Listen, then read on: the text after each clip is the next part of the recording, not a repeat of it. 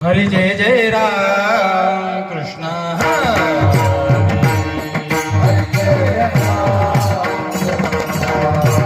हरी जय जय राम हरी जय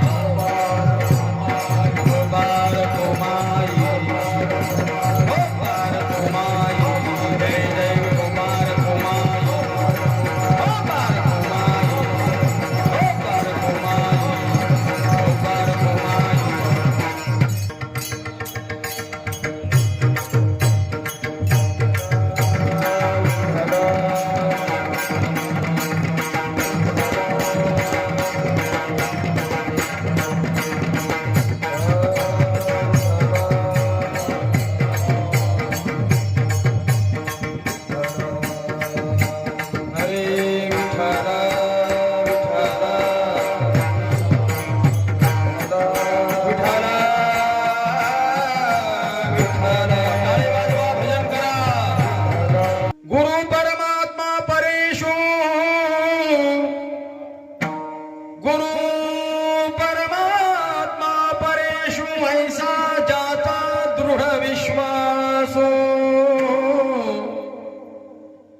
देवतयाचा अंकिला स्वये संचला त्याचे घरा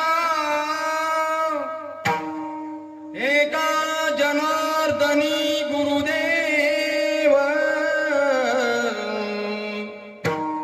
एका जनार्दनी गुरुदेव येथे नाही बा संशय देवतयाचा अंकिला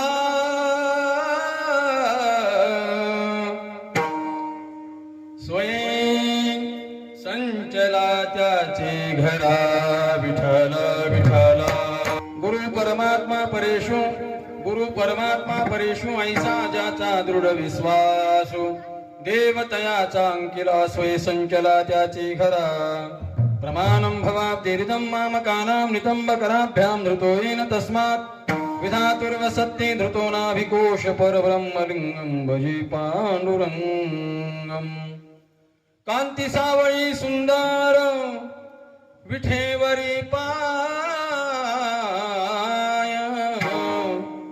नासाग्रे दृष्टी कटेवरी हात भक्तवत्सल हा भक्ता लागी उभा नमस्कार माझा श्री रुक्मिणी पांडुरंगा ओम नमो ज्ञानेश्वरा करुणा कर दयाळा तुमचा अनुग्रह लाधलो पावन झालो चराचरी मी कला कुसरी काही चणेने बोलतो वचने अति भाविका एका जनार्दनी तुमचा दास त्याची आस पूर्वावी जयांची केली स्मरण होय सकळ विद्यांचे अधिकरण ते चिवंदु श्री चरण श्री गुरूंचे ते नमस्कारो नियता श्री गुरु चरण सरोज रजनिज मनम करू सुधारी बरनऊ रघुबर विमल जसु जोदायको फलचारी बुद्धिहीन तनु जानिके सुमिरो पवन कुमार बल बुद्धि विद्या देव मोहि हरऊं कलेश विकार महेश स्वरूप जन्मले भूवरी आदि माया जिजाऊचे उदरी शक्ती भक्ती वीर धीर शिवबाराजा नम्रगती तया नमस्कार माझा पुंडली कवरला हरी विठ्ठल पंढरीनाथ भगवान की माऊली ज्ञानेश्वर महाराज की जगद्गुरु तुकाराम महाराज की श्री संत तुकाराम बाबा की सद्गुरु राम बाबा की छत्रपती शिवाजी महाराज की गुरु परमात्मा परेशु गुरु परमात्मा परेशु ऐसा जाता दृढ विश्वासु देवतयाचा अंकिला स्वये संचला त्याचे घरा प्रस्तुत प्राप्त स्थळी प्राप्त प्रसंगी सेवेकरता घेतलेला अभंग संत श्रेष्ठ मराठवाडा भूषण ज्ञानेश प्रिय शांती ब्रह्म पैठण निवासी एकनाथ बाबा यांचा महत्वपूर्ण 3 चरणाचा उत्कृष्ट असा अभंग असून मानवी जीवनामध्ये गुरुचं काय महत्व आहे आणि गुरुचा आशीर्वाद प्राप्त झाल्याच्या नंतर काय उन्नती होते याचं सविस्तर पण थोडक्यात चिंतन सांगणारा अभंग आज या ठिकाणी सेवेकरता विठ्ठला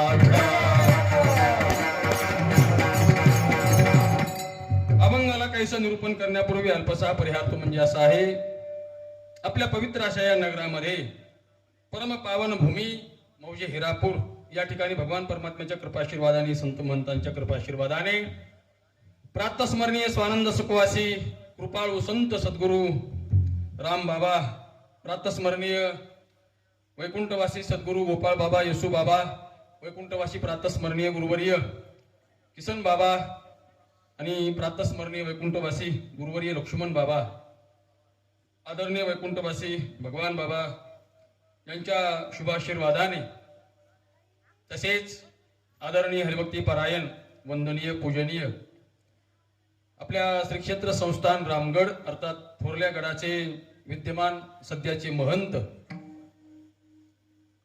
गुरुवर्य महंत स्वामी योगीराज बाबा यांच्या शुभ हस्ते तर एका महान अशा महात्म्याचं पुण्यस्मरण. विठाला विठाला.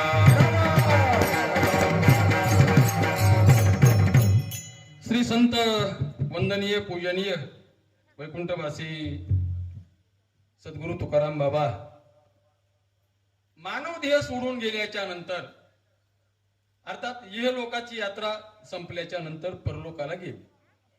आता काल परवा एक फार मोठा महात्मा परलोकाला गेला. बरं, ज्यांना सियाराम बाबा म्हणायचे, नर्मदा काठावर ज्यांचं वास्तव्य होतं आणि 110 वर्ष ज्या महात्म्याने या इहलोकामध्ये आपलं जीवन अगदी परखडपणे ठेवलं, समाजाची सेवा केली. आणि एक सांगू का तुम्हाला मी, फक्त आणि फक्त दररोज भगवान परमात्मा रामाची म्हणजे रामायणाची सेवा केली. 110 वर्ष कोट्यावधी रुपयाचं दान लोकांना त्यांनी दिलं, पण लोकांकडून फक्त ते 10 रुपये घ्यायचे, असा नियम होता. बघा, असे महात्मे असतात महाराज. त्या अष्टमहासिद्धी ओळंगती, बस त्याच्यामध्ये सर्व काही आलं. मग महात्मे हे लोकांची यात्रा संपवत असताना परलोक सुधारतात. मग एक वाक्य ध्यानात ठेवा आणि पक्क ध्यानात ठेवा, महात्मा या मृत्यू लोकातून नाहीसा होत नाही, पण नाहीसा झाल्यासारखा दिसतो आणि खरं त्याचं कार्य त्या दिवशी सुरुवात होतं. विठाला. आणि मग तिथून पुढे खरं महात्म्याचं कार्य सुरू होतं.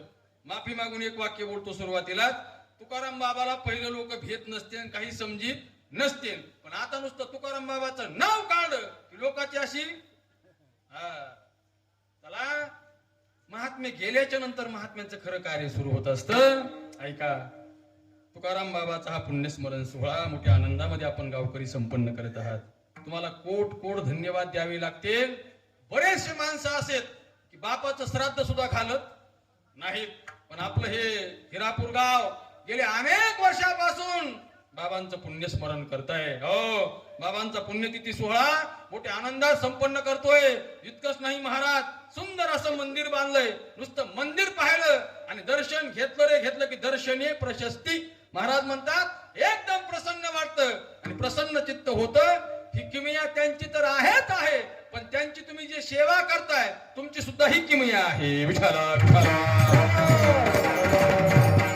माझं आपल्या सर्वांना एकच मागणं असेल, बरं, एक प्रार्थना असेल तुम्हा सर्वांना माझी, जोपर्यंत तुमच्या जीवात जीव आहे, नीट वाक्य आहे का.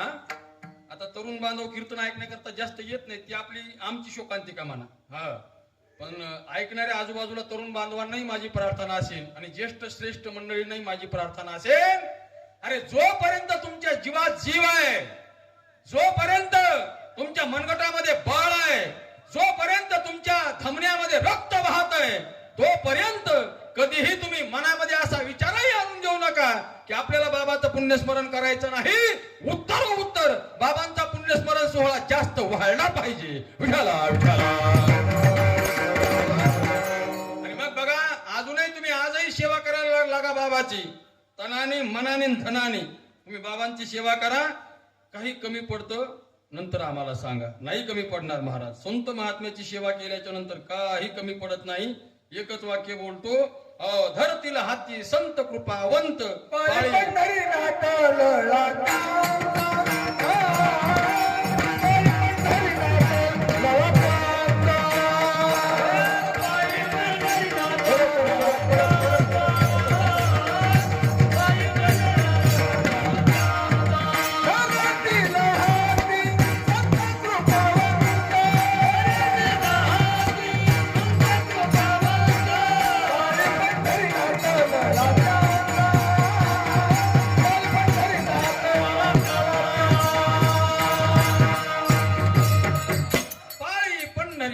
लळा त्यांचा महाराज सांगून जातात. धरतील हाते संत कृपावंत, पाळी पंढरीनाथ लळा त्यांचा. संत महात्म्याची सेवा केली आणि संत महात्म्यांचा आशीर्वाद घेतला म्हणजेच ते आपल्या हाताला धरतात असं आपण लक्षात घ्यायचं.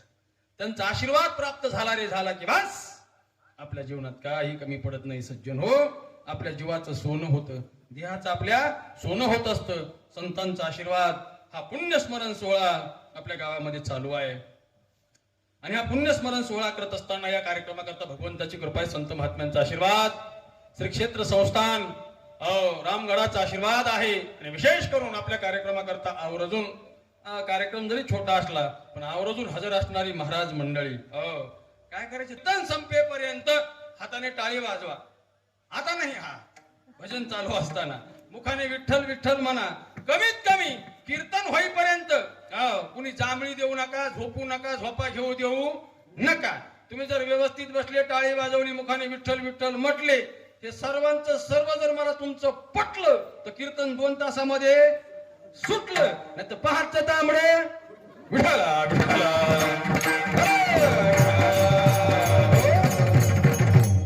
अभंगाच्या माध्यमातून संत श्रेष्ठ एकनाथ बाबा सुंदर असं विवेचन सांगतात. महाराज, गुरु हा परमात्मा आहे. ऐका, गुरु हा परमात्मा आहे असं आपण मानणं नाही, गृहीत धरूनच त्यांना देव मानून गुरु परमात्मा परेशु ऐसा ज्याचा दृढ विश्वास असं विश्वासपूर्वक कार्य करायचं. असं जर आपण केलं तर महाराज म्हणतात देवतयाचा अंकिला. भगवान परमात्मा स्वतः त्यांच्या दारामध्ये येतो आणि भगवान परमात्मा स्वतः त्यांच्या दारामध्ये येऊन स्वये संचला त्याचे घरा. एकनाथ महाराज म्हणतात स्वतः येऊन तो त्यांचं कार्य करतो, काम करतो. म्हणून एक काम करा, एका जनार्दनी गुरु देव शब्दाचा विग्रह करायचा. एका जनार्दनी गुरु देव येते नाही बा संशय. गुरु म्हणजे देव आहे आणि देव म्हणजे गुरु आहे असा येतं की कितीही संशय धरायचा नाही आणि कायम कायम गुरुची, आपल्या गुरुची सेवा करायची असा सरळ सरळ अर्थ.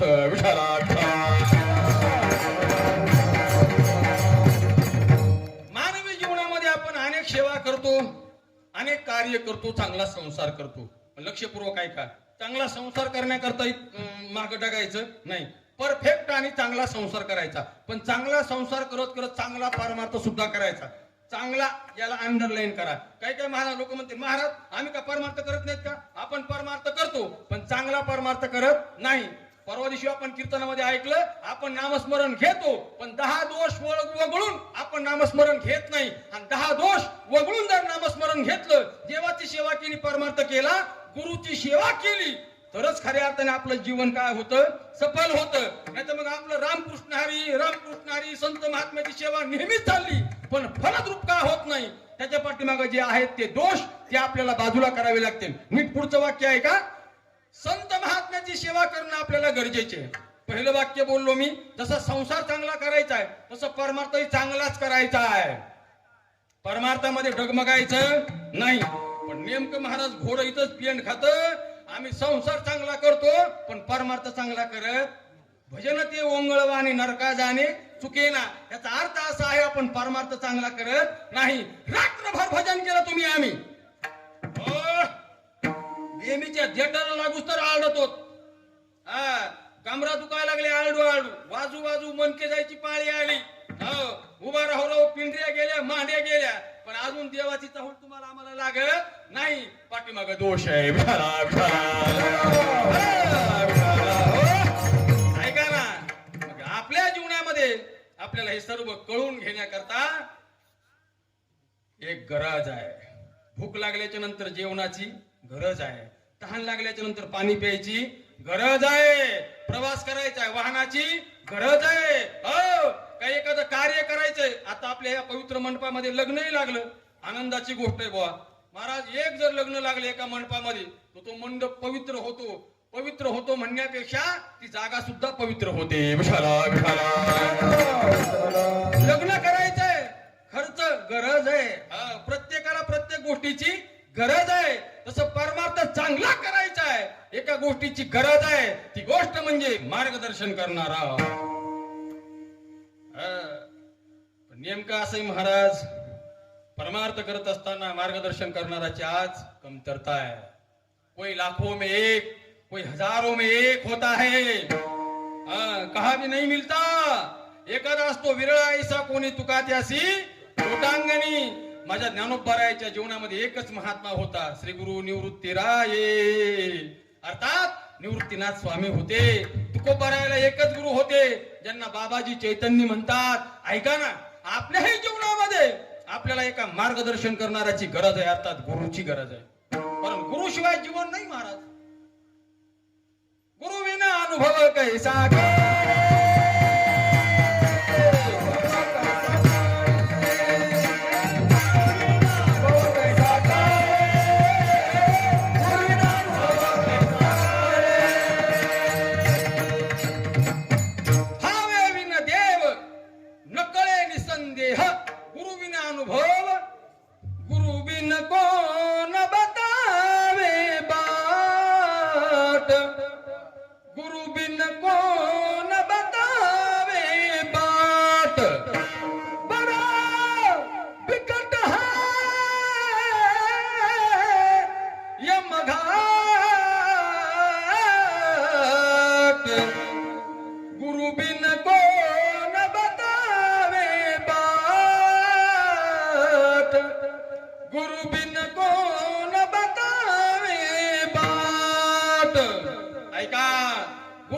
जीवन नाही। सद्गुरु वाचोनी सापडे ना सोय, धरावे ते पाय आधी आधी। महाराज तर म्हणतात चांगला संसारही करायचा आहे आणि चांगला परमार्थही करायचा आहे, सद्गुरु शिवाय नाही महाराज। सद्गुरु वाचोनी संसारी तारक, नशेची निष्ठंकान कोणी। जीवनामध्ये एक सद्गुरु असतील तर जीवन सुजलाम सुफलाम होतं। ज्याच्या जीवनाला साफल्यता म्हणतात, ती साफल्यता जीवनाला प्राप्त होते। याचं कारण फक्त असं आहे, आपल्या गुरुवर आपला असलेला दृढ विश्वास। विठाला विश्वास शब्दाला अंडरलाईन करा।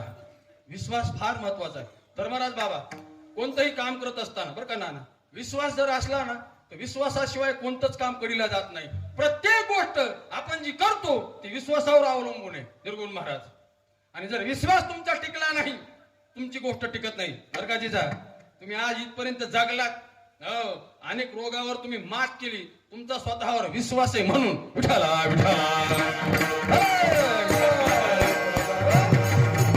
सामान्य गोष्ट नाही, एखाद्या माणसाला लगेच धडकी भरती।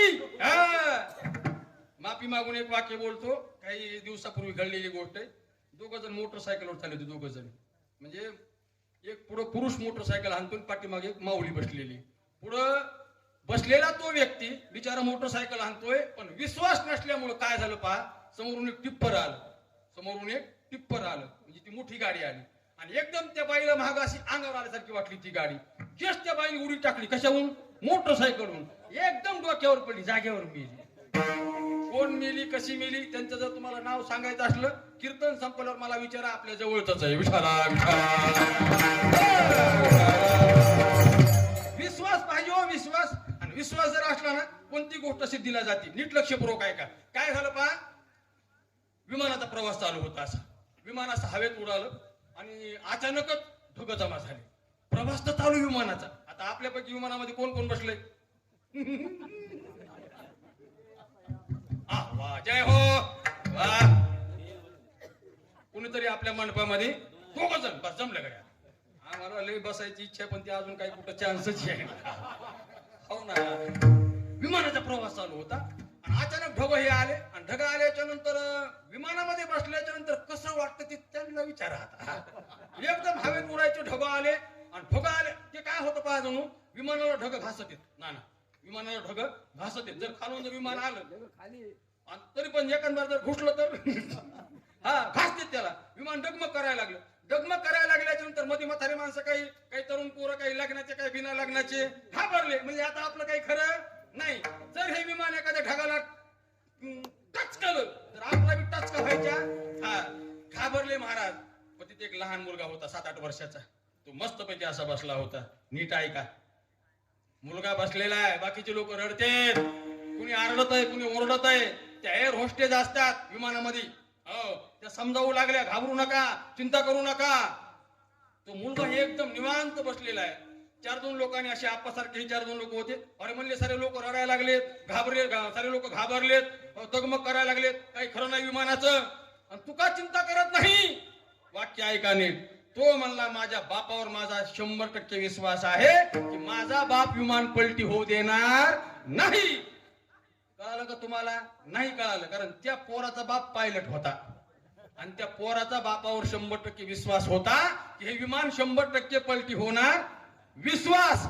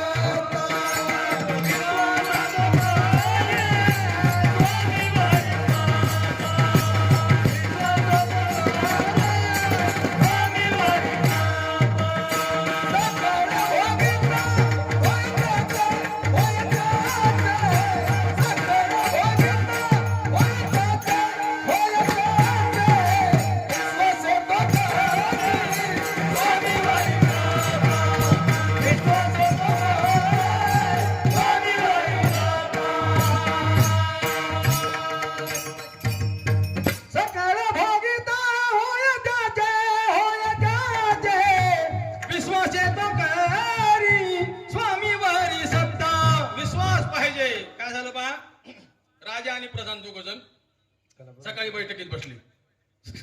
ते माहिती तुम्ही घ्या ना. विठाला विठाला विठाला कुंडलिक वरदा हरी विठ्ठल श्री ज्ञानदेव पंढरीनाथ भगवान की सद्गुरु रामदेव. दोघ जण अशी सकाळी सकाळी बसले. ते चर्चा चालू होती. फार मोठा दुष्काळ पडला होता त्या काळामध्ये. राजा आणि प्रधान दोघ जण बसल्याच्या नंतर विचार विनिमय सुरू झाला. काय करावं नेमकं दुष्काळ निवारण करण्याकरता. कारण दुष्काळ पडल्याच्या नंतर जो बोजा पडतो तो आपल्या तिजोरीवर नाही, राज तिजोरीवर. चिंता असते ती कुणाला? राजाला. चांगलं झालं तरी चिंता राजाला आणि वाईट झालं तरी चिंता राजाला. भूकंप झाला चिंता राजाला. राजाला म्हणजे कीर्तनकार राजाला नाही. हा मालक समजा जे मंत्री संत्री मुख्यमंत्री पंतप्रधान त्यांना. दोघ जण बैठकीत बसले. नेमकं काय करावं चला म्हटले फेरफाटका मारण्याकरता आपण जाऊ. दोघ जण 2 घोड्यावर बसले आणि बरेचसे दूर जंगलामध्ये गेले.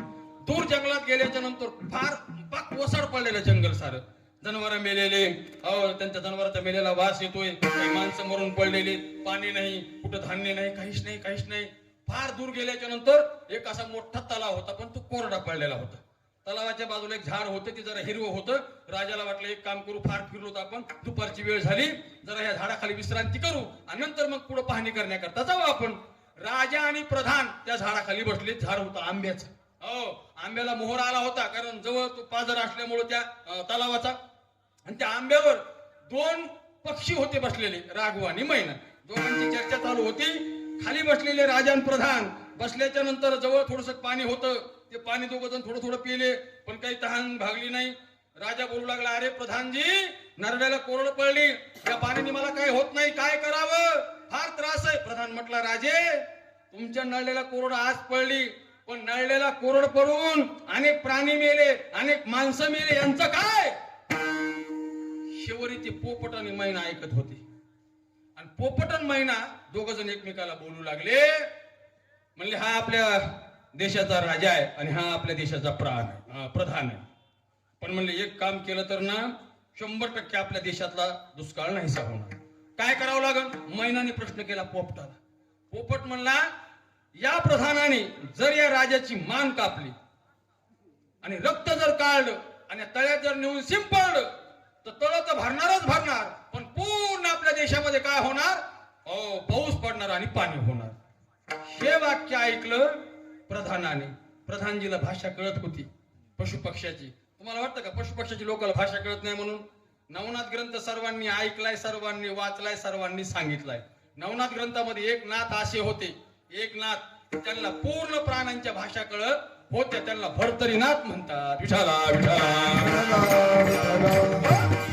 प्रधानजीने त्यांचं बोलणं ऐकलं आणि प्रधानजीने एक काम केलं, म्यानातली तलवार बाहेर काढली, एकदम त्या राजाच्या छातीवर असं गुडगा दिला, एका हाताने असं मुंडकं दाबलं आणि चरकन अशी तलवार ओढली त्याच्या नळण्यावरून. तलवार ओढल्याच्या नंतर भळभळ रक्त निघू लागलं. त्याने रक्त असं ओंजळीमध्ये पकडलं ते आणि तळ्यात नेऊन शिंपळलं. असं तळ्यात नेऊन शिंपळल्याच्या नंतर एकदम तळ भरलं. अचानक ढगा आले, पाऊस पडला. प्रधानजीला चिंता वाटली ना, आता हो आपण तर राजा कापलाय, आता काय होणार. प्रधानजी आले आणि त्या प्रेताजवळ बसली, दुःख करू लागले. मी माझ्या राजाला कापलं, माझ्या मालकाला मी मारलंय, माझ्या मालकाला मी मारलंय. पण पुन्हा पोपट आणि मैना या दोघांचं वरी संभाषण सुरू झालं. ह्या तलावातलं जर पाणी आणलं या प्रधानजीने आणि राजाच्या जर नाल्यामध्ये ओतलं, तक्षणी राजा उठून उभा राहणार. हे प्रधानजीला कळलं. वाह, म्हटलं देवा तुझे आभार आहेत. पळत गेला तो, मंजुळीमध्ये पाणी आणलं, राजाच्या असं तोंडात सोडलं, बरोबर लगेच ते मुंडकं असं जुटलं आणि राजा उठून उभा राहिला. दोघांनाही समाधान वाटलं. धो धो धो धो पाऊस पडायला लागला. बरं काय झोपणार मावशी, धो धो पाऊस पडायला लागला, उठा. राजालाही समाधान वाटलं. दोघ जण गावाकडे आले असे घोड्यावर बसून. प्रजा सुखी झाली, समाधानी झाली. हो, धन धान्य पिकू लागलं. 6 महिन्याच्या नंतर प्रधानजीने प्रश्न विचारला. कुणाला? राजाला. म्हणला महाराज, ज्या वेळेला मी तुमचं नळलं, कारण अंतरीचे धावे, तुमचं नळलं मी कापायला लागलो, त्यावेळेस तुम्ही मला पाहिलं होतं. तुमच्या मस्तकावर मी हात दिला, हे तुम्ही मला पाहिलं होतं. मी तलवार काढली, हे तुम्ही पाहिलं होतं. तुमच्या नळल्यावर मी तलवार ठेवायला लागलो, हे तुम्ही पाहिलं होतं. तरी तुम्ही प्रतिकार का केला नाही? राजाचं वाक्य आहे का? राजा म्हटला, प्रधानजी तुमच्या कृत्यावर 100% माझा विश्वास आहे, तुम्ही कधीच वाईट करणार नाही. विठाला विठाला.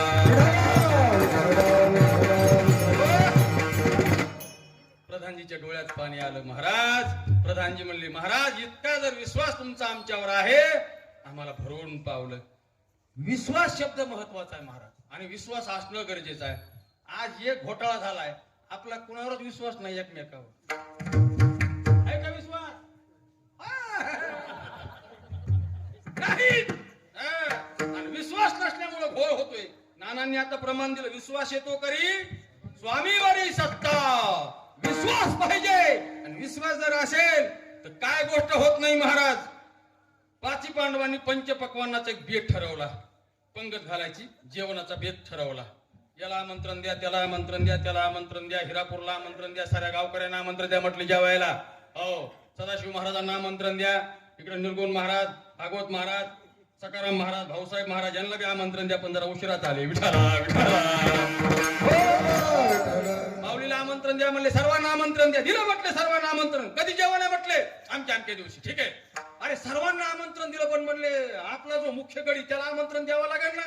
तो गडी म्हणजे कोण? भगवान परमात्मा गोपाल कृष्ण. हो, ते काम द्या म्हणले भीमदादाकडे. भीमरावला बोलावलं. भीमराव इथं राव. आले भीमदादा. काय काम आहे म्हणले तुमचं? काही नाही, त्या दिवशी आपल्या घरी जेवणाचा कार्यक्रम आहे आणि देवाला पाचारण करायचं. म्हटले काय हरकत नाही, ते काम माझ्याकडे. विश्वास ध्यानात ठेवा, ते काम म्हटले माझ्याकडे. हो, सर्व तयार झाली. काय बाजार केला म्हणता महाराज? तसं आपल्या गावात काल बाजार होता. मी काल एक गोष्ट अशी निरखून पाहिली. आपल्या गावातल्या मावल्या, काही गोडी माणसं 4च्या 5च्या पुढे अशा पिशव्या भरून चालल्या होत्या गावात. दुपारच्या पाऱ्यातले महाग असतो ना बाजार. 4च्या पुढे बाजार जरा सस्ता होतो. सकाळी इथं कांद्याच्या जुड्या, सकाळी 50 रुपयाला एक जुडी होती कांद्याची सकाळी इथं. आमच्या सकाराम मामाने 10,000 रुपयालाच घेतल्या. विठाला विठाला.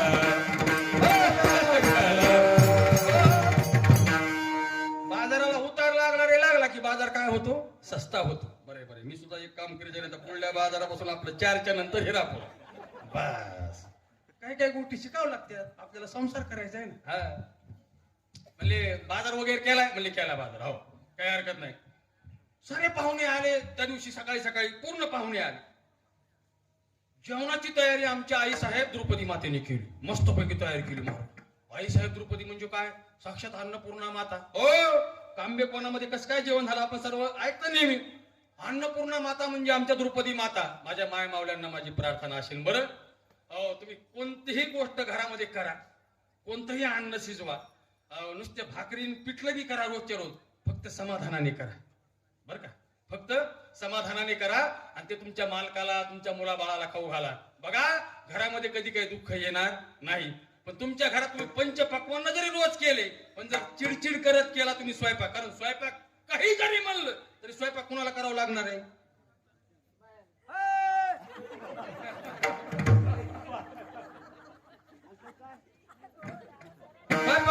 अजून तसं सरकारने काय काढलेलं? ज्या दिवशी सरकार नियम काढील एक दिवस गडी आणि एक दिवस बाई, तिथून पुढे ठरवू आपण, मग बघू. पण आतापर्यंत स्वयंपाक कुणाला करावं लागणार आहे? माय मावल्यांना. बरोबर आहे. फक्त माझी माय मावल्यांना एक प्रार्थना असेल, प्रसन्न चित्ताने रोज स्वयंपाक करायचा. काही मनामध्ये दगदग ठेवत जाऊ नका. काही कमी असतं घरामध्ये, काही जास्त असतं. कधी कधी काही आपल्याला दुःख असतं ते विसरत जा. शिव महापुराणामध्ये एक वर्णन आहे महाराज त्या चंचुलीचं. सुरुवातीला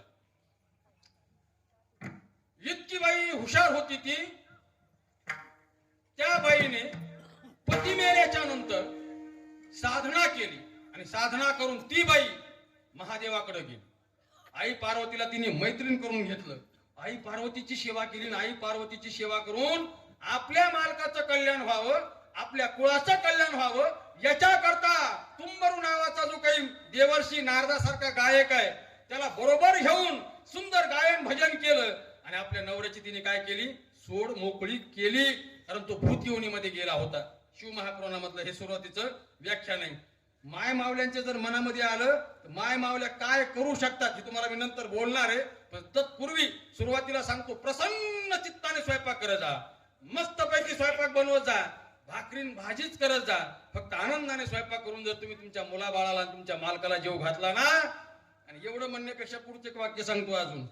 स्वयंपाक करताना जर रामकृष्ण हरी जय जय रामकृष्ण हरी, रामकृष्ण हरी जय जय रामकृष्ण हरी, हे जर म्हणत तुम्ही स्वयंपाक केला, याच्या पलीकडे जाऊन सांगतो अजून, तुम्हाला जो देव आवडून, तुम्हाला जो देव आवडतो, तुम्हाला जे संत आवडतात त्यांचं नामस्मरण जर करत करत तुम्ही स्वयंपाक केला आणि तुमच्या जर मुलाबाळाला खाऊ घातला तर 100% तुमच्या घराचं कधी काही वाईट होणार नाही. कारण हे हातामध्ये तुमच्या आहे. विठ्ठला विठ्ठला.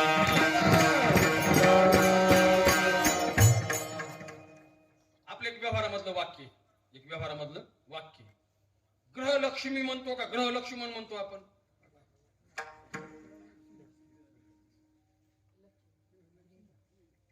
बरोबर आहे ना? ग्रहलक्ष्मी. गड्याला कधीही ग्रहलक्ष्मण म्हणत नाहीत.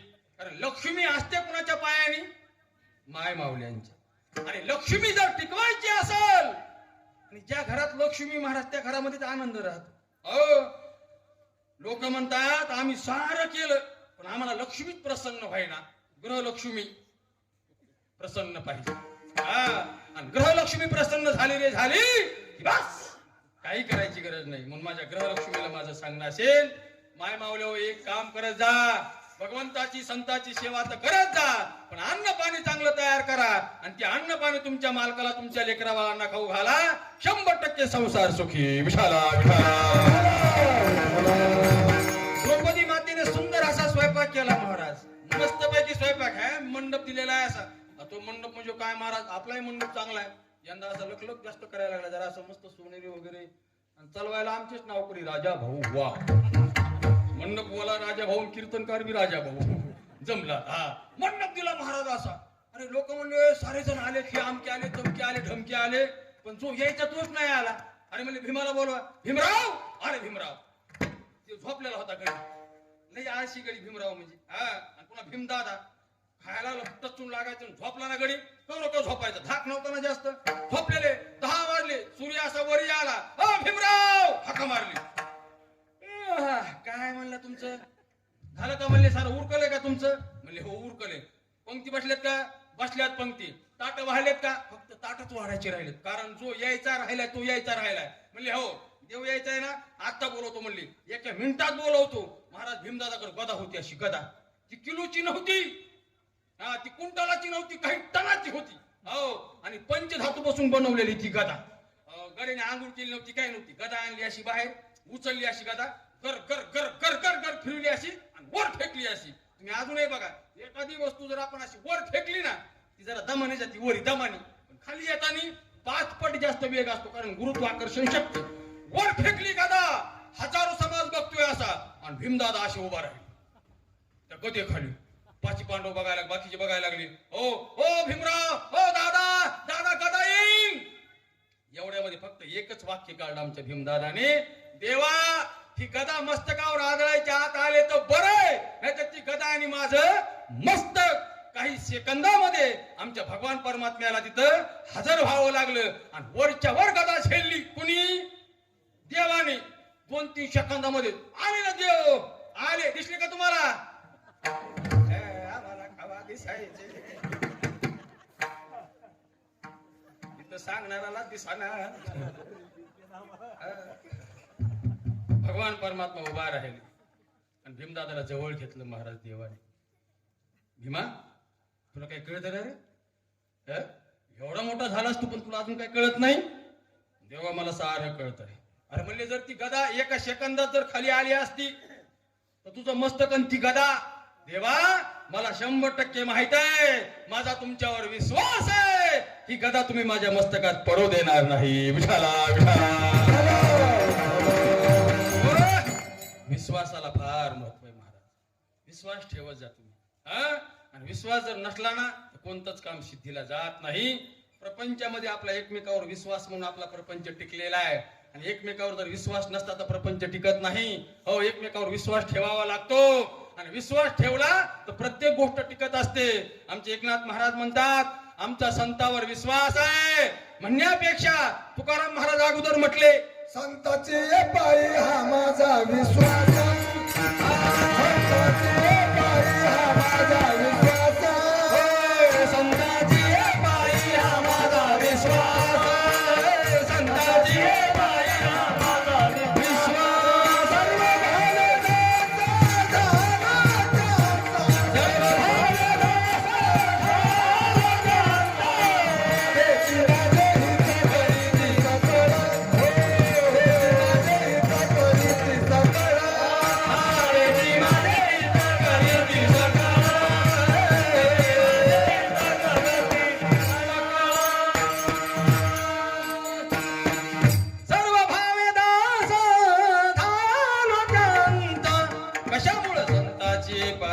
माझा विश्वास, विश्वास आहे आमचा.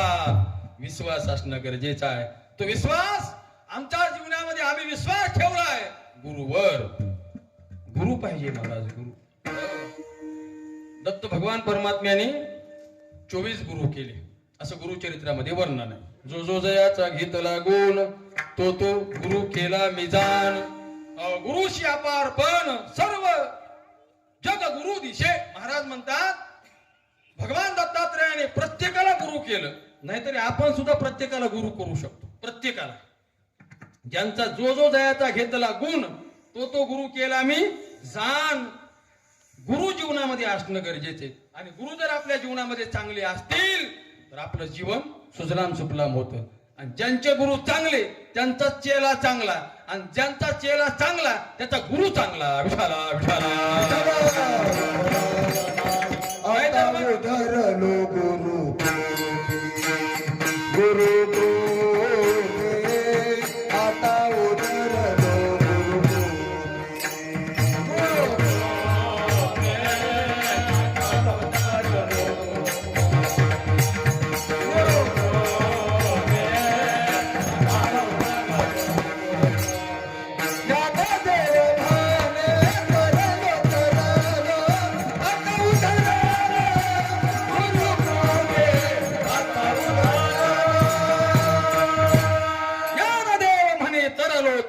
आता उद्धरलो गुरु कृपे. गुरुची कृपा पाहिजे, आणि गुरुची कृपा होण्याकरता गुरु सुद्धा सक्षम पाहिजेत. आणि गुरु सक्षम जर असतील तर शिष्य सुद्धा कसा पाहिजे? सक्षम पाहिजे, घेणारा पाहिजे. घेणारा पाहिजे म्हणजे काय घेणारा? काही बी घेणारा नाही, जे पाहिजे तेच घेणारा. नाही तर मग तुकाराम महाराज म्हटले, एक करती गुरु गुरु होता भारू शिष्याचा, होता भारू शिष्याचा, होता भारू शिष्याचा. महाराज गुरु हे स्तोत्रीय, ब्रह्मनिष्ठ, कृपाळू आणि ज्ञानी असावे लागतात. आणि शिष्य फक्त एकाच गुणाने असावा, तो म्हणजे सेवाधारी असावा. विठाला विठाला पुंडलिक वरदा हरी विठ्ठल, श्री ज्ञानदेव पंढरीनाथ भगवान की.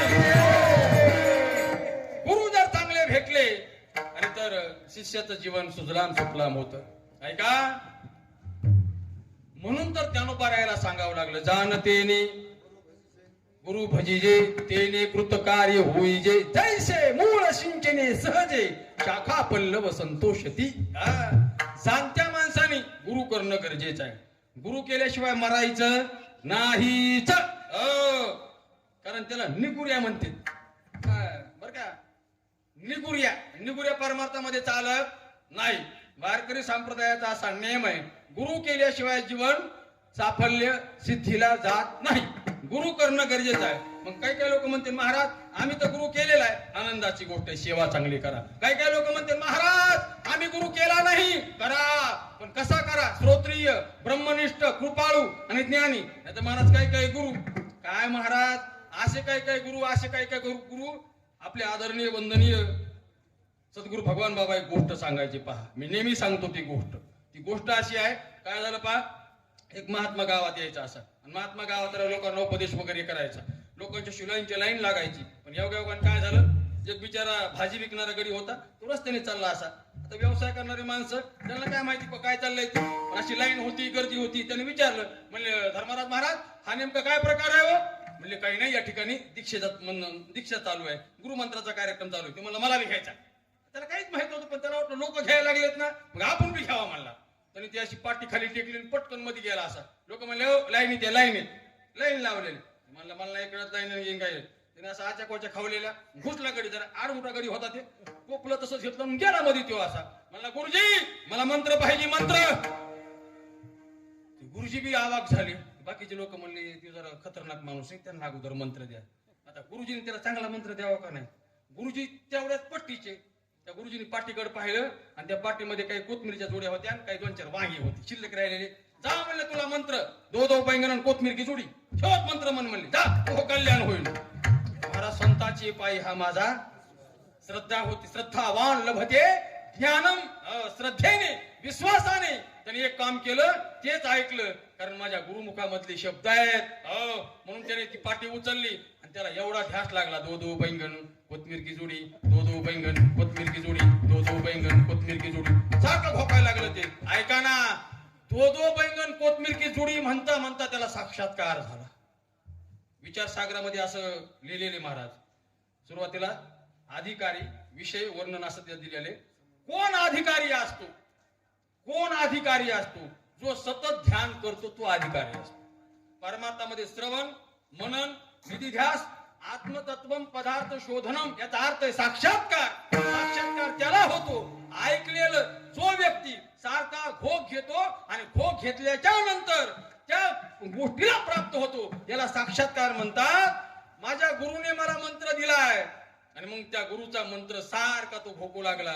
दिनरजनी हाची धंदा. एवढंच बस महाराज. काम करताना दो बैंगन कोथमीर की जोडी, दो बैंगन कोथमीर की जोडी, दो बैंगन कोथमीर की जोडी. साक्षात्कार झाला महाराज त्याला. दुसऱ्या वर्षी खूप पावसाळा सुरू झाला असा.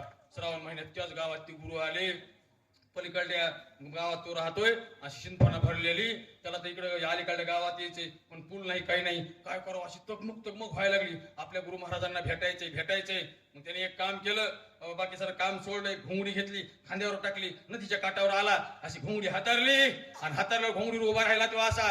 आणि ऐका, दो बैंगन कोथमीर की जोडी, चल घोंगडी पैल थडी म्हणल्याबरोबर सर घोंगडी अलीकडे आली. घोंगडी अलीकडे आली ना महाराज, इकडं अशी पाहिल्यासारखीच लाईन लागलेली. पाय लोकांच्या आरत्या चालू, पाय पैशाचा ढीक एका बाजूला असा, इकून सोनं, इकून चांदी, हे असे भरजरी कपडे, ते लाईन लागलेली. जो पहिलाच गडी आड मोठा होता. त्याच्या कोच्या खावलेल्या ती घोंगडी अशी खांद्यावर टाकलेली, कचा चिखलाने पाय भरलेले. लगेच पुढे जाऊन गेला, समोर गेला गुरु महाराजांच्या. दर्शन वगैरे केलं, आणि दर्शन करून म्हटलं, महाराज पलीकडच्या गावचा आहे मी, आहे का तुमच्या ध्यानात? त्याने असं पाहिलं, म्हणले गेल्या वर्षी मला मंत्र दिलेला दो दो बैंगन कोथमीर की जुडी. हा म्हणले तूच का? म्हणले हो. आपल्या घरी म्हणले जेवायला केलंय, आपल्या घरी जेवायला यावं लागन. बाकीचे लोक म्हणले महाराज नदीला पाणी आलेले जमायचं नाही. ते म्हणले यावाच लागन.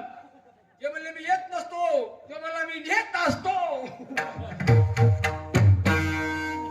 लोक म्हण आता काय असतं महाराज, कधी कधी आडमुठ्या माणसाला कधी कधी द्यावा नीट असतो म्हणल्यावर बाकीचे लोक म्हणले आपलं महाग. कारण गावातल्या लोकांना माहिती हो कसं आहे. ते म्हणले गुरुजी तुम्ही चिंगचिंगाट गेले निघून सारे. गुरुजी म्हणले आता काही खरं नाही. बाकी पैशाचं वगैरे खटुडं बांधलं असं ते म्हणलं चला माझ्या बरोबर. हो गुरुजी माग असे लाटा लाटा लाटा लाटा लाटा नदी भरलेले फुल पाऊस चालू. पहिले गुरुजीला अशी घुंगडी पांघरून धरली अशी नदीच्या काठावर आले. बाकीचे असे काही शिष्य मंडळी अशी लांबून बघायला आले नेमकं काय करतो म्हणून. गुरु तू म्हणले हो गुरुजीला आता काय खरं नाही. बघू म्हणले जर मग गटले तर गटले कुठं खाल्ल्या बांधण्यात वगैरे बघू म्हणले नंतर. बघा ना निष्ठा कशी बघा. त्याने अशी घुंगडी हाताली चिखलामध्ये घुंगडी. गुरुजीला मला राहा उभा गुरुजी. राहिले गुरुजी उभा. ते असे लाटा लाटा लाटा लाटा तो उभा राहिला. गुरुजीच्या पायाजवळ बसला. तो निष्ठा महाराज पायाजवळ बसला आणि सांगितलं दो दो बैंगन कोथमीर की जुडी चल घोंगडी पैल झाली सर पलीकडला काटा. गुरुजीने असे डोळे झाकले होते. डोळे उघडले. म्हणले आलो का पुन्हा अलीकडल्या काठावर? म्हणले हो गुरुजी. उठले गुरुजी आणि ते त्याच्याच पाया पडले. असे एक करती गुरु गुरु काय महाराज. असल्या ढोंगाला जास्त फसायचं. मी कधी कधी खरं निबर बोलणारा माणूस आहे. विठाला विठाला. पहिलं वाक्य तुम्हाला बोलून गेलोय मी. श्रोत्रिय ब्रह्मनिष्ठ कृपाळवाणी ज्ञानी ही 4 गुण असावे लागतात. हो त्यांना गुरु म्हणतात महाराज. विषय असा आहे महाराज जीवनामध्ये गुरु केल्याशिवाय गत्यंतर नाही. मला पहिल्यांदा बोलून गेलोय मी. कारण गुरु जर जीवनामध्ये केला तर जीवन काय होतंय आनंदी होतंय.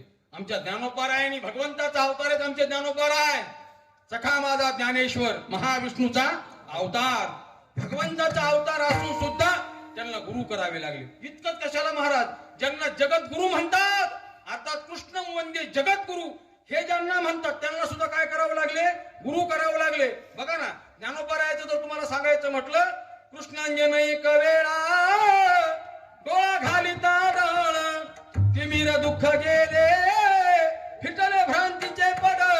पुढचं वाक्य आहे का श्री गुरु निवृत्ती राय मार्ग दाविला श्वज्वळ पाप रखुमा देवरू विठ्ठल दिनाचा दयाळ.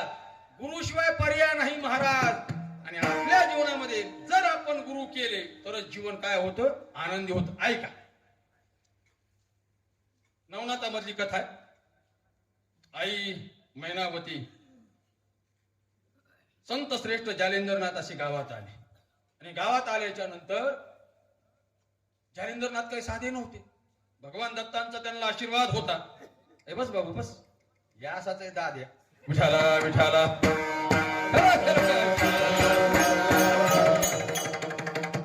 आवाज बाई इकडे पुन्हा बाई तिकडे.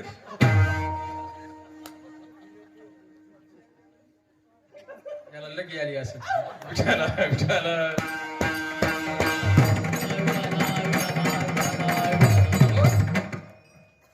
नाथ जालिंदर विठाला विठाला. नाथ जालिंदर नाथ संप्रदायामध्ये फार मोठा महात्मा जालिंदर नाथ म्हणजे. तसं तर नाथ संप्रदाय आपला संप्रदाय नाथ संप्रदायाचा. तुम्हाला एक वाक्य सांगू अजून आलं ध्यानात म्हणून सांगायला लागलं. ह्या कानात जे आपण बाळ्या घालतो का बाळ्या हे टुकार लक्षण नाही महाराज. आजही हिंदू धर्माची अशी लक्षण आहे ज्यांच्या कानाला धावाड आहेत त्याला हिंदू म्हणतात बर का. त्याच्या कानाला छिद्र नाही त्याला हिंदू म्हणत नाहीत. मग कानाला नुसते छिद्र पाडायचे नाही त्या छिद्रामध्ये काहीतरी आड केलेलं पाहिजे. आलाच दादे विठाला विठाला कुंडली गवरला हरी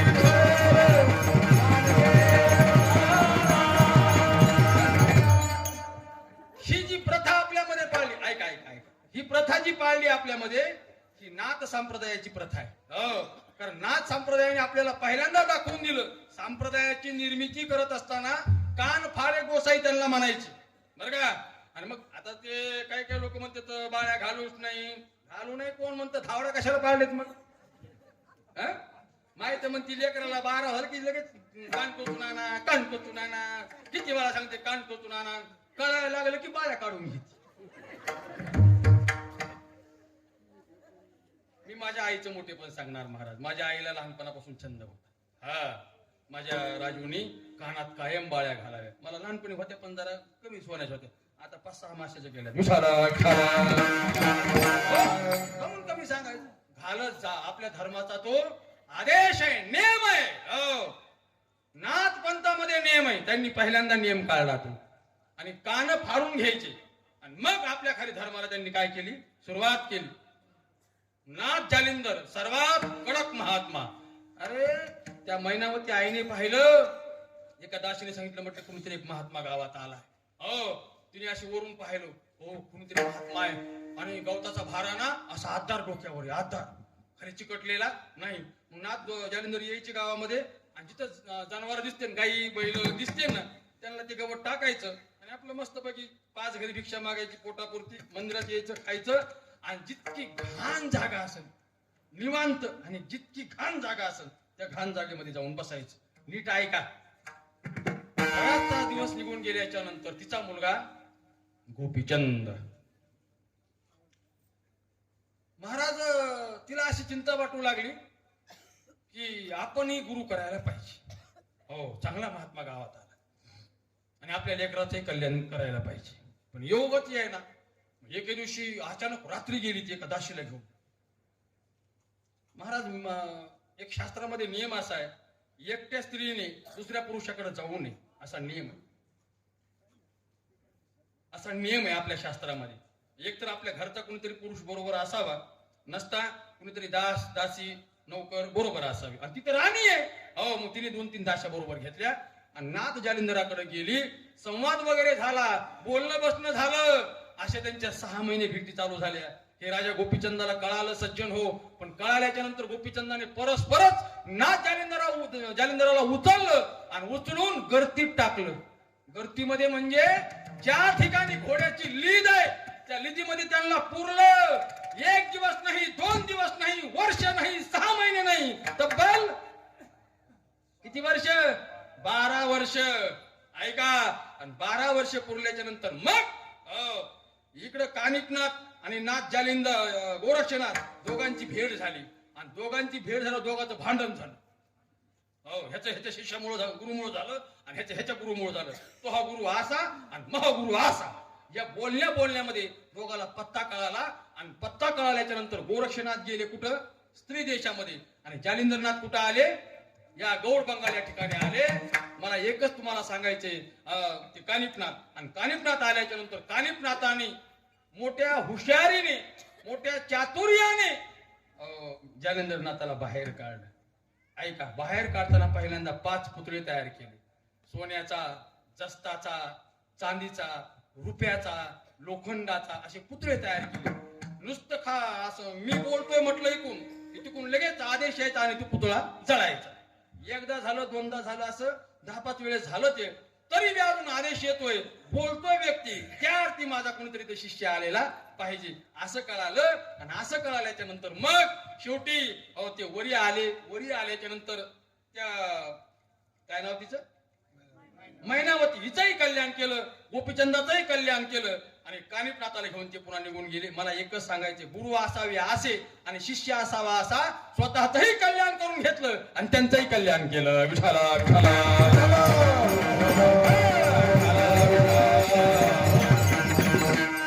गुरु शिष्याचं जीवन फार आनंददायी महाराज. हो, भगवान परमात्मा गोपाल कृष्णाने आपल्याही जीवनामध्ये गुरु असावे म्हणून सांदीपनी यांच्या आश्रमामध्ये 65 दिवस काढले आणि सर्व 14 विद्या, 64 कला, 6 शास्त्र, 18 पुराण हे सर्व शिकून घेतले.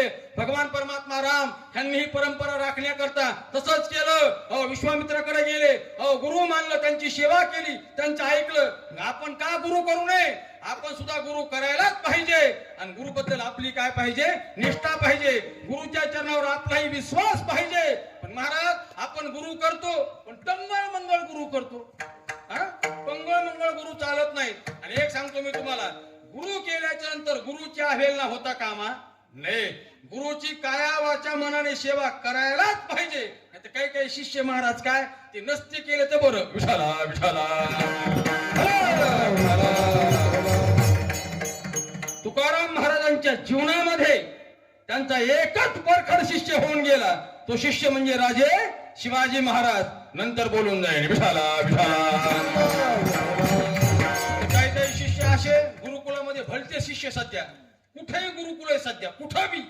आळंदीला फक्त पहिलं एकच गुरुकुल होतं ना एकच, जोग महाराज वारकरी शिक्षण संस्था. आता ह्या गल्लीत गेलं की 550, त्या गल्लीत गेलं की 550. पोहरीच्या संस्था वेगळ्यात, पोहरायच्या संस्था वेगळ्यात. माफी मागून एक वाक्य बोलू का, लेकरायला परमार्थ फक्त धर्म टिकवण्याकरता शिकवा, हा पोटा पाण्याचा धंदा नाही. आई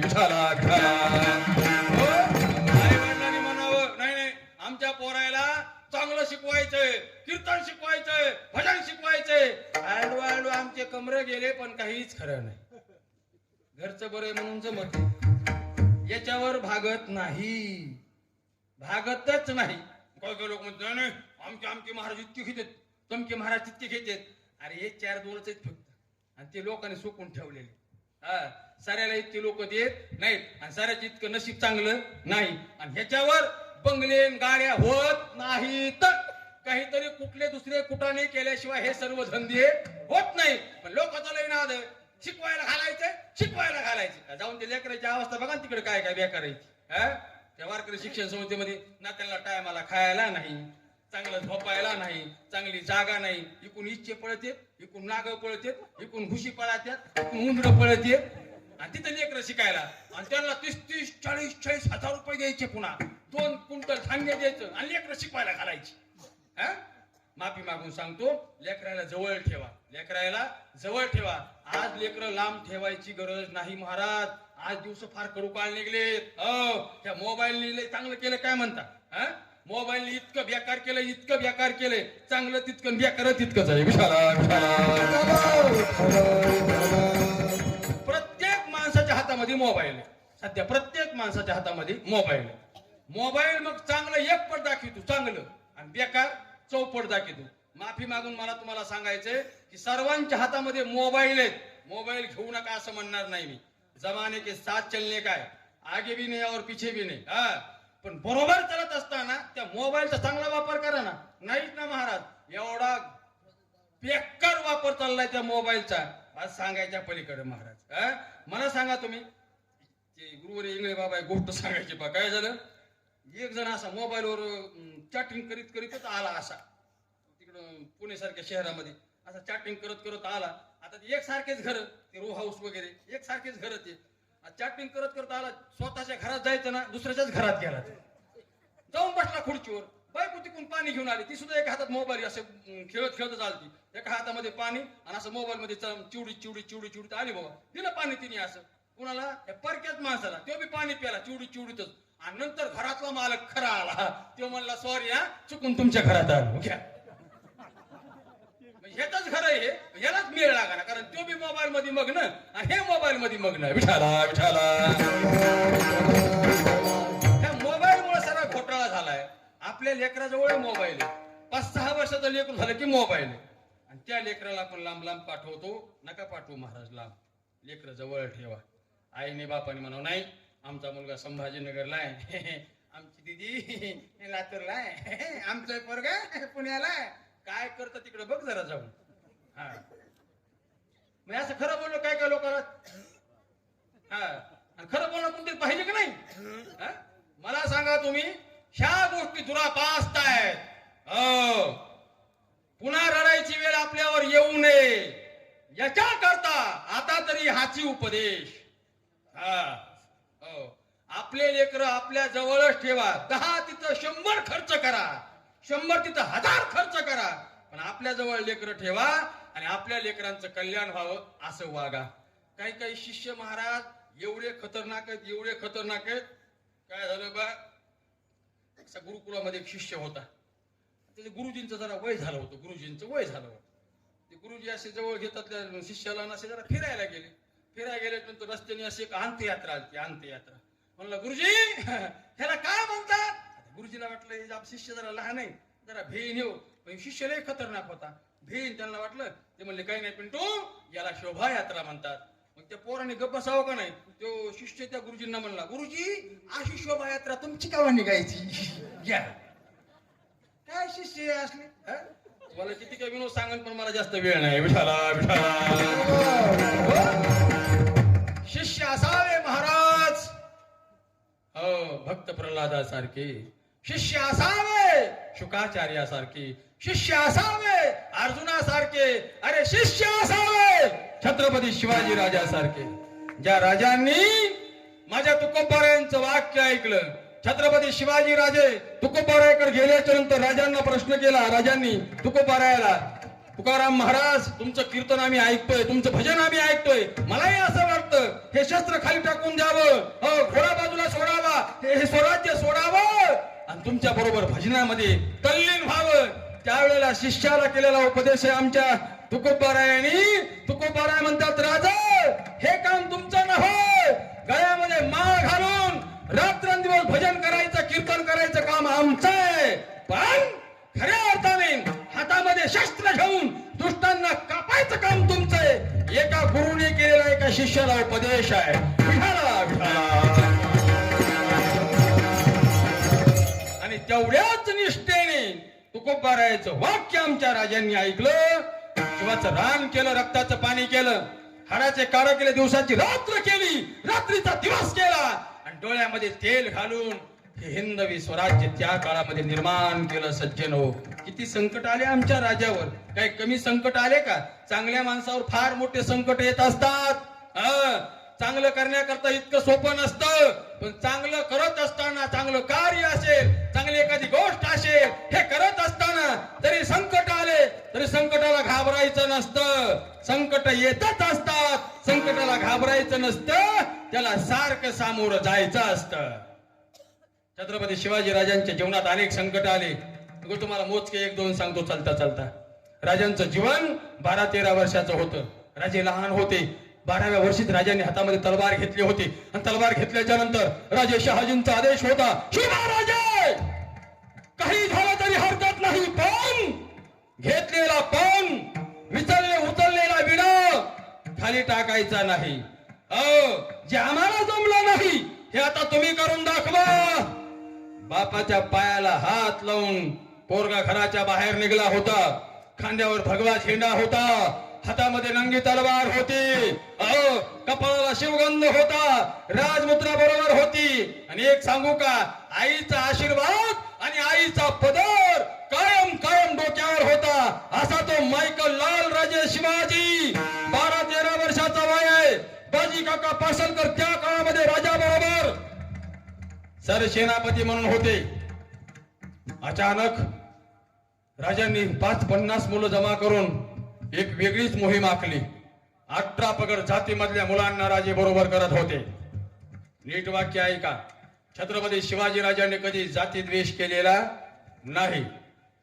राजांनी 18 पगड जातीतले लोक बरोबर घेतले. हे तुम्ही नेहमी वाक्य ऐकता, पण 18 पगड याचा अर्थ तुम्हाला अजूनही कोणाला माहिती नाही. मला माहित आहे 18 पगड म्हणतात कोणाला. नीट ऐका, ही पगडी तशा अनेक जातीच्या अनेक वेगवेगळ्या पगड्या बांधायची पद्धत आहे बर का. 18 प्रकारच्या पगड्या या भारत देशामध्ये बांधल्या जायच्या आणि बांधल्या जातात. आजही, कालही आणि उद्या सुद्धा. आता पगड्याच राहिल्या नाही. आता टोटल लोक बोडके झाले. आम्ही बी बोडकच राहतो. पण पगडी, अनेकाची पगडी बांधायची पद्धती वेगळी आहे. अशा सर्वांच्या ज्या पद्धती होत्या त्या सर्व लोकांना बरोबर घेऊन आमच्या राजांनी त्या काळामध्ये कुणालाही कोणती जात, कुणालाही कोणता पंथ, कोणता धर्म न दाखवता सर्वांना आपल्या बरोबर घेतलं. मोठ्या माणसाचं कर्तव्य असतं सज्जन हो, आपल्या बरोबर सर्वांना घ्यायचं आणि काहीतरी चांगलं काम करून दाखवायचं. माणसावर माणसं घालून माणसं मारायचं काम करायचं नाही. विठाला विठाला.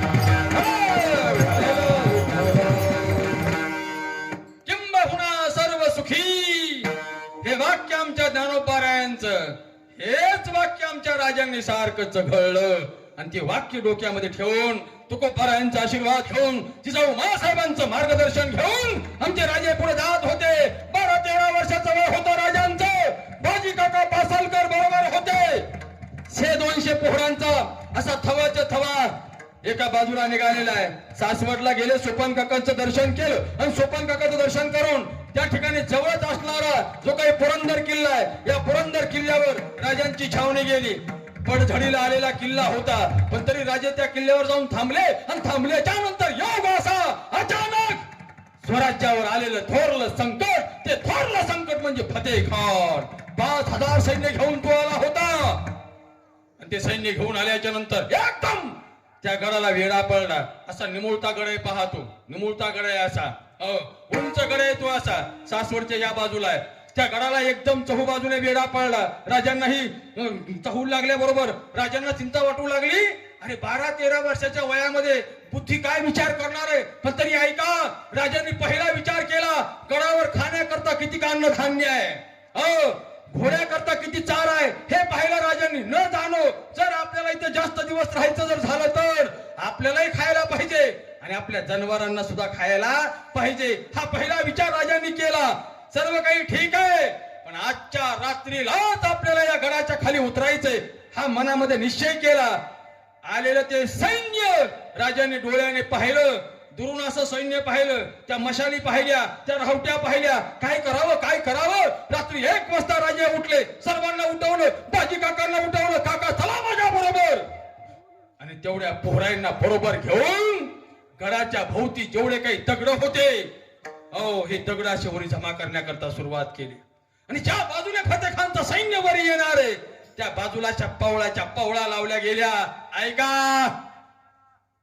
आणि त्या पवळा लावल्याच्या नंतर सकाळ सूर्य उगवला आणि सूर्य उगवल्याच्या नंतर फतेखानचं सैन्य असं वर गड चढू लागलेले.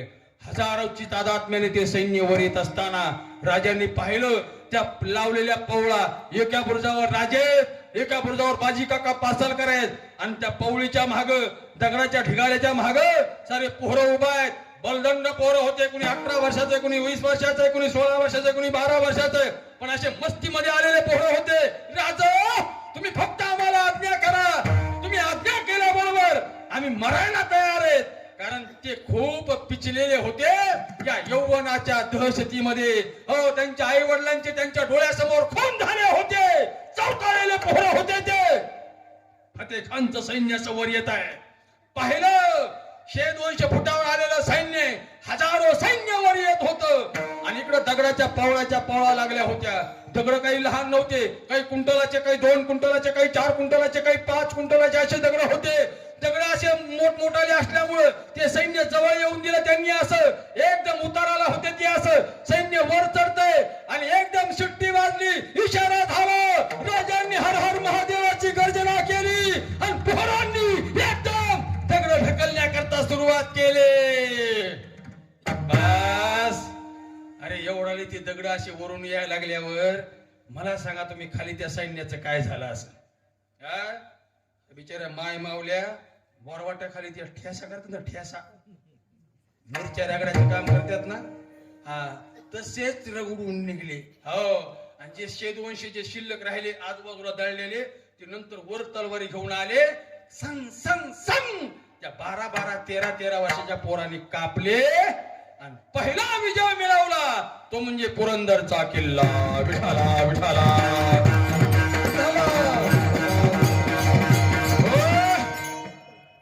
हे माझ्या राजांचं कर्तृत्व आहे, ही कार्य पद्धती माझ्या राजांची होती. छत्रपती शिवाजी राजांनी जीवन जगत असताना कधीच महागारी घेतली नाही, कारण तुकोबारायाच्या शब्दांना ते मान देणारे होते, जिजाऊ मासाहेबांच्या शब्दाला ते मान देणारे होते. आणि एक गुरु, एक वडील आणि एक आई यांच्या शब्दाला जर आपण मान दिला आणि त्यांच्या शब्दासारखं वागलो, बस कधीच काही कमी पडत नाही. माफी मागून एक वाक्य बोलतो, लोक म्हणतात आमचं फार वाटोळं झालंय, लय वाटोळं झालंय, लय वाटोळं झालंय. फक्त ह्या तिघांचा तू आशीर्वाद घेतला नाही म्हणून तुझं वाटोळं झालंय. विठाला विठाला. या 3 जणांचा जर आशीर्वाद हात पाठीमागा असेल ना, बस काही करायची गरज नाही. माझ्या तुकोबारायांचा आशीर्वाद आणि जिजाऊ मासाहेबांचं मार्गदर्शन राजांना होतं. खूप मोठे संकट आले राजांच्या जीवनामध्ये, पण राजे कधी डगमगलेच नाही. एक प्रसंग सांगतो चलता चलता. छत्रपती शिवाजी महाराज अफजल खानाचा वध केल्याच्या नंतर सर्व सैन्य घेऊन राजे इकडे पन्हागडावर गेले. पन्हाळावर विशाळगडाची पाहणी केली आणि पुन्हा पन्हागडावर आले. तिथेही असाच वेढा पडला होता. हो, सिद्धी मसूद आणि सिद्धी जोहारचा ह्या दोन यवनाचा वेढा पडला होता. बरेचसे दिवस तो वेढा चालला. तो काही एक दिवस नाही राहिला, तब्बल 6 महिने राहिला तो वेढा. पण नेमकं काय करावं इथं आता तर आपण सुटू शकत नाही. आता नक्की आपण मरतोय, स्वराज्याचं कसं होईल माझ्या, अशी चिंता राजांना वाटली. पण अचानक एके दिवशी सकाळी सकाळी एक तरुण भाऊन 32-33 वर्षाचा युवक राजा समोर आला. राजांना असा लवून मुजरा केला. राजांच्या समन्वयस्कर, राजांच्या सारखा दिसायला, तितकाच उंच, तितकाच गोरापान, तसंच कपाळ, तशी दाढी वाढवलेली, तशाच मिशा होत्या, तसे डोळे होते. पण तो एक सामान्य होता, गरीब जाती मधला होता. राजासारखी दाढी वाढवली म्हणजे काही राजे होता येत नाही. मला बी आमचे नावी दादा म्हणतात, महाराज तुमचा चेहरा शिवाजी महाराजासारखा दिसतो, अशी चोच काढायची का? म्हटलं 1.5 वर्ष सुद्धा वागणं नाही शिवाजी राजासारखं. माफी मागून बोलतो महाराज, लय दाढ्या ठेवायची सवय आपल्याला अशी शिवाजी राजासारखी. दाढ्या ठेवा नाही तर नका ठेवा, अगोदर तसं वागा. विठाला विठाला नाही तर मस्त राजासारखी दाढी ठेवायची आणि असं रस्त्यांच्या लग्नात पोरी बघायला. काय कामाचं आहे महाराज हे? हा आदर्श नाही. दाढीच वाढवावी, मिशाच ठेवाव्या म्हणून राजे होत नाही. त्यांचे विचार, त्यांचं कर्तृत्व, त्यांची कार्यपद्धती ही जीवनामध्ये ठेवणं गरजेचे. दिसायला तसाच मुलगा आहे. राजा समोर गेला, त्रिवार मुद्रा केला. राज, या गडाची सारी मला माहित आहे. बोल बोल बोल, सांग सांग. एक वाक्य सांगू का मी तुम्हाला? छत्रपती शिवाजी राजांनी कधीही कुणाला कमी लेखलं नाही आणि ज्याला मोठा व्हायचंय त्यांनी कधीच कुणाला कमी लेखायचं नाही. सर्वांना बरोबर घेऊन, सर्वांबरोबर विचार करून जर आपण एखादी गोष्ट केली तर तो माणूस मोठा होत असतो. हे मी तुम्हाला जास्त सांगण्यापेक्षा सध्या दिल्लीलाही संसद भवनामध्ये अधिवेशन चालू आहे आणि नागपूरलाही महाराष्ट्राचं अधिवेशन चालू आहे. सर्वांचा विचार घेऊन केलं जातं ते कार्य सिद्धीला जातं. एकट्याचा विचार घेऊन केलेलं कार्य कधी सिद्धीला जात नाही. याच्याकरता अधिवेशन भरावं लागतं. तिथं विरोधी पक्ष नेताही लागतो, तो सुद्धा खंबीर लागतो. तिथं सत्ताधारी लागतो, तोही खंबीर लागतो. दोघांची धकडपकड चालली पाहिजे.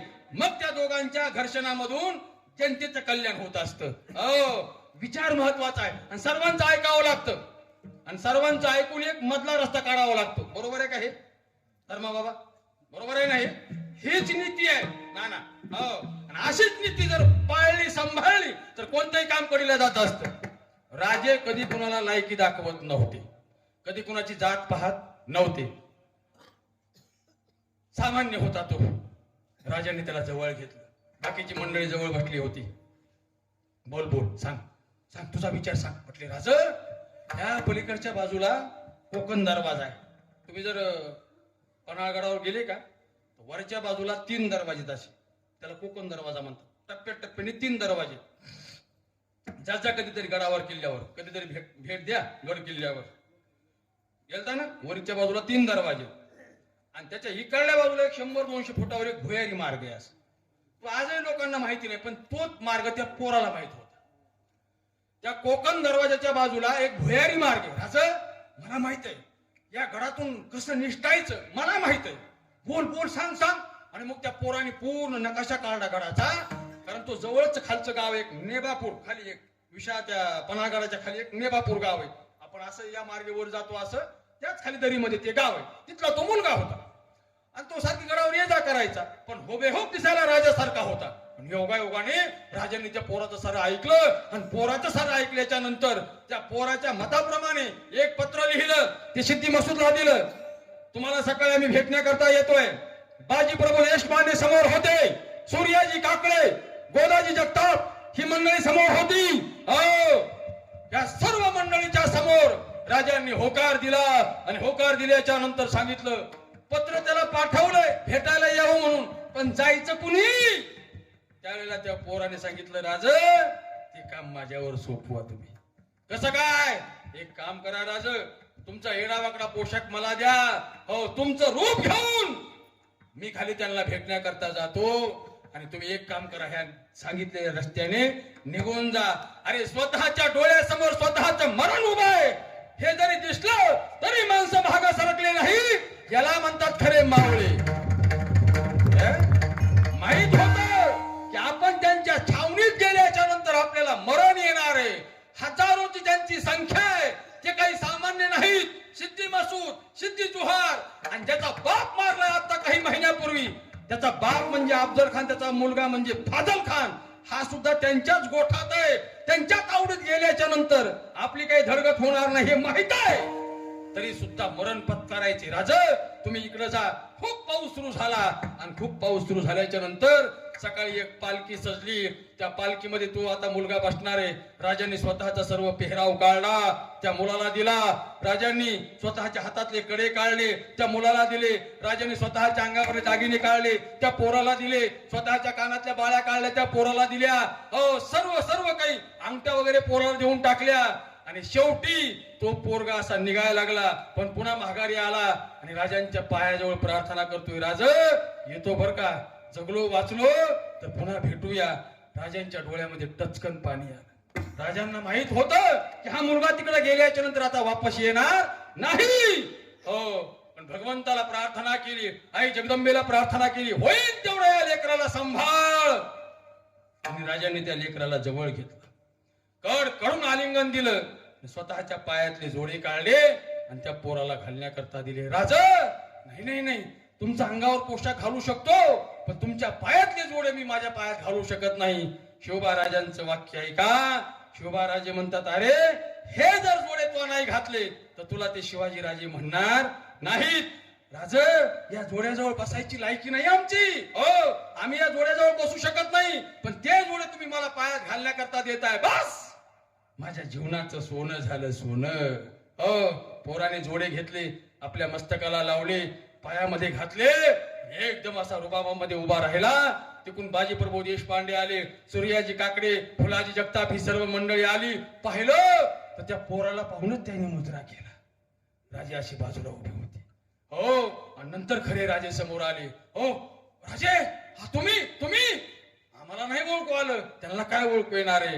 आणि मग राजांना त्या पोराने साष्टांग दंडवत केला, त्रिवार मुद्रा केला आणि तो मुलगा पालखीत बसला.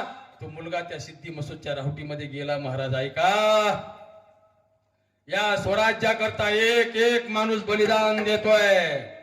एका एका व्यक्तीने आपल्या जीवाची बाजी लावली, म्हणून खऱ्या अर्थाने हिंदवी स्वराज्य निर्माण झालं.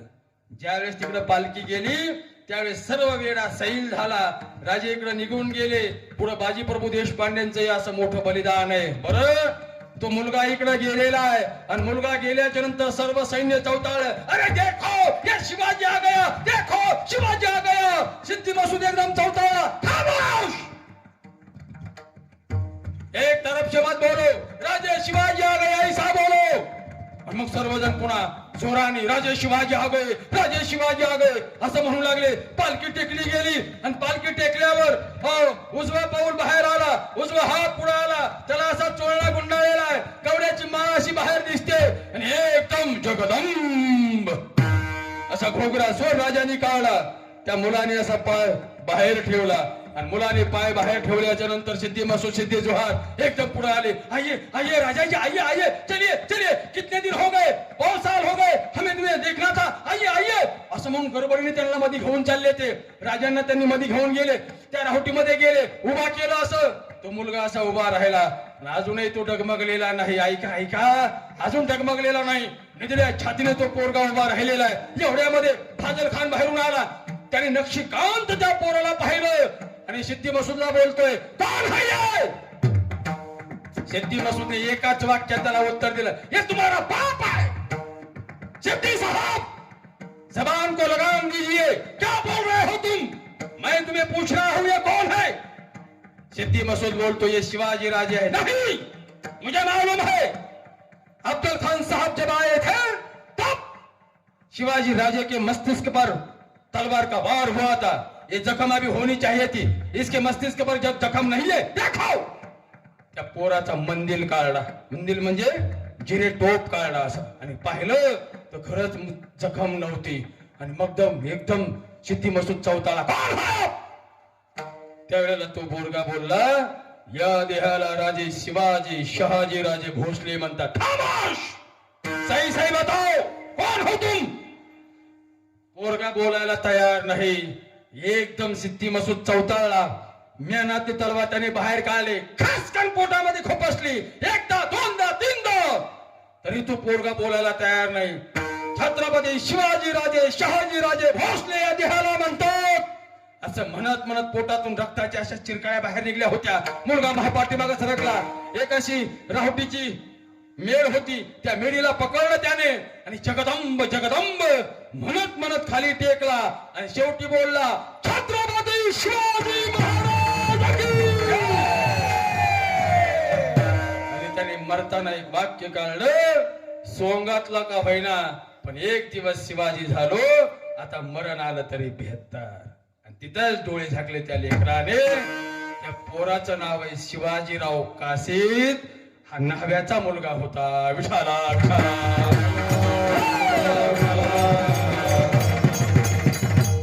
महाराज असे चेले आणि असे गुरु अर्थात माझे तुकोबाराया बोलण्याकरता ढिगभर सासवलेले, पण माझे तुकोबाराय यांनी जे धर्म शिक्षण दिलं राजांना, त्याच धर्म शिक्षणाच्या जोरावर राजे शिवाजी महाराजांनी एवढं मोठं राज्य निर्माण केलं. सोपं नाही महाराज.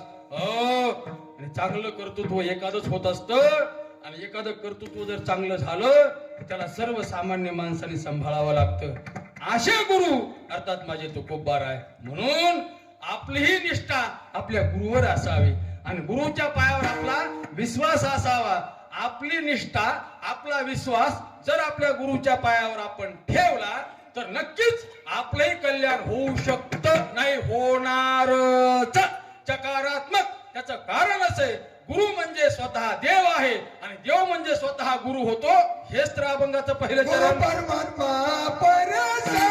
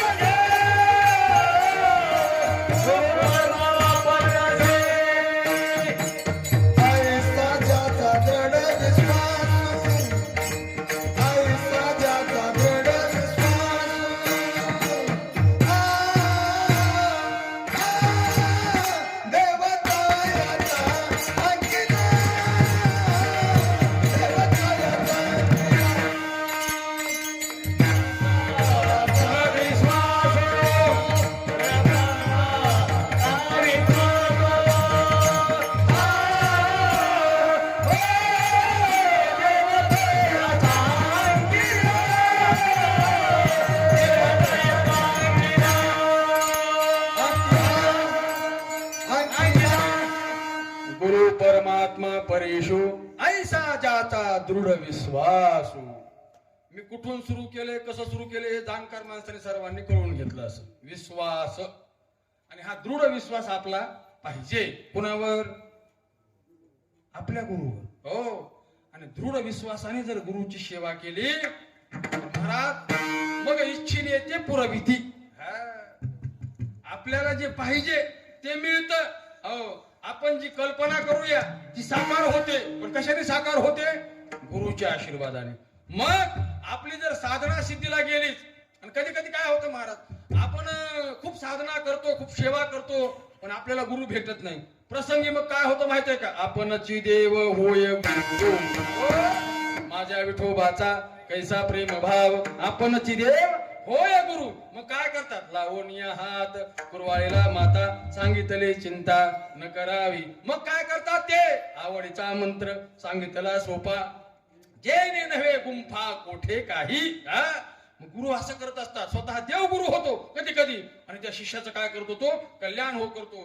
म्हणून महाराज म्हणतात गुरु म्हणजे देव आहे आणि देव म्हणजे गुरु आहे. फक्त एक काम करायचं, विश्वास ठेवायचा आणि विश्वासाने त्यांची सेवा करायची. विठोबार कुमाई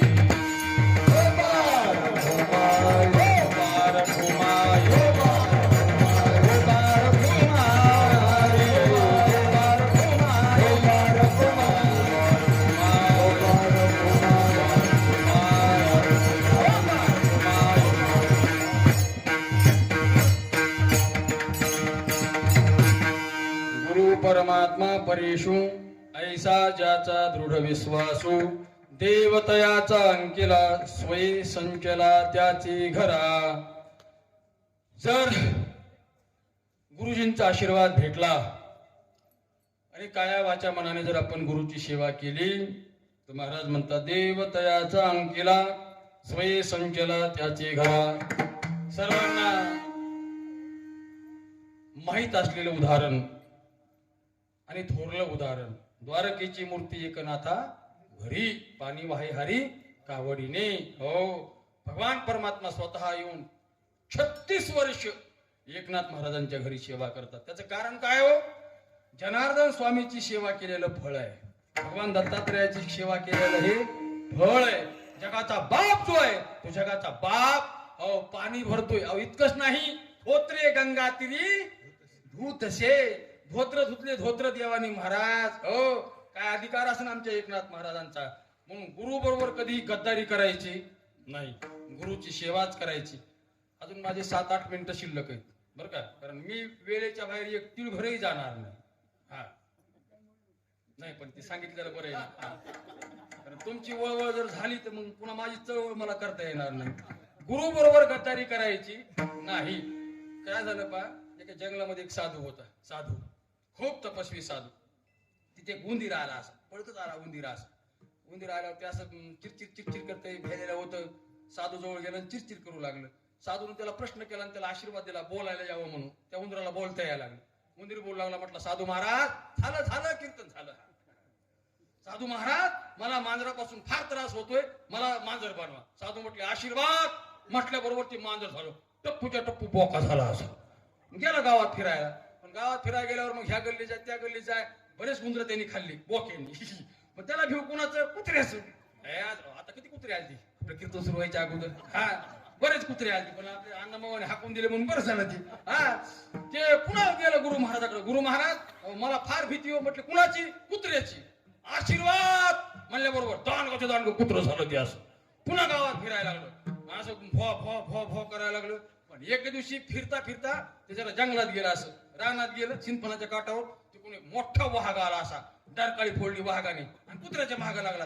ते कुत्र म्हणलं नसतं इकडं आलो तर बरं झालं असतो. पळत पळत धापा टाकीत गावात आलं. ते गावातल्या लोकांनी वाघ पाहिला, त्यांनी तो हाण मारून असं माघारी पळून लावला. ते कुत्र घाबरलं, तसंच घाबरलं म्हणत म्हणत घाबऱ्या अवस्थेमध्येच गुरुजीकडे गेलं, त्या महाराजाकडे. म्हणला महाराज आज वाचलो म्हणला मी. हो कशामुळे वाचलो म्हणला मी? हो गावातल्या लोकांनी मला वाचविलं. गावातल्या लोकांनी मला वाचविलं. म्हणले काय झालं? माझ्या मागे वाघ लागला होता. म्हणले मग तुला वाघ व्हायचं का? म्हणला हो. तथाच तू लगेच वाघ झाला गेला जंगलात. मग डरकाळ्या फोडायला लागला, धानगळ्या डरकाळ्या अशा. सिंह घेऊन पळायला लागली, हत्ती घेऊन पळायला लागली, रानबोकेने चढ घेऊन पळायला लागली. 2-4 महिने मस्त राज्य केले त्यांनी. कुठं? जंगलात. पण नदीच्या काठावर बसला एके दिवशी. म्हणला आता आपल्याला कुणापासून भीती नाही, पण म्हणला एक जणाकडून भीती. कुणाकडून? ज्यांनी वाघ बनवले त्यांच्याकडून. चला म्हणला त्यांच्याकडे. पुन्हा वापस आला असा गर्र गर्र गर्र करीत. कुणासमोर? ज्यांनी ह्याला वाघ बनवले त्यांच्या समोर. यांना वळकून आलं, अर ह्यो बिघाडला म्हणले. ह्यो आता आपल्यालाच खाण्याकरता आला. म्हणले आज कुणीकडे येणं केलं? म्हणले आज कुणीकडे येणं नाही, मुद्दाम तुमच्याकडे आलोय. म्हणलं कशा करता? म्हणलं तुम्हाला खायला म्हणलं. गुरुजी दुपारी त्यांनी जेवण केलं होतं आणि हातामध्ये कमंडलू होता. त्या महात्म्याच्या हातामध्ये पाणी असं ते जरा चूळ भरत होते. लगेच पाणी अंगावर फेकलं. वाघाचं लगेच उंदीर लागले चिरचिर करायला. म्हणले आता वाघ व्हायचंय का? म्हणला हो हो आता नसतो करीत. म्हणले लगेच पाय दिला. गद्दारी करायची, कारण एक डाव कधीही गुरु काय असतात? राखून असतात. एक लईच पहिलवान हिंद केसरी असा गाजला, खूपच गाजला. भारतामध्ये प्रसिद्ध झाला. तो म्हणला फक्त आता उर्शिकच खुमखुमी राहिली. काय राहिली खुमखुमी? ज्यांनी मला शिकवलंय म्हणला त्यांच्या बरोबर एकदा युद्ध खेळायचं, म्हणजे कुस्ती खेळायची म्हणला.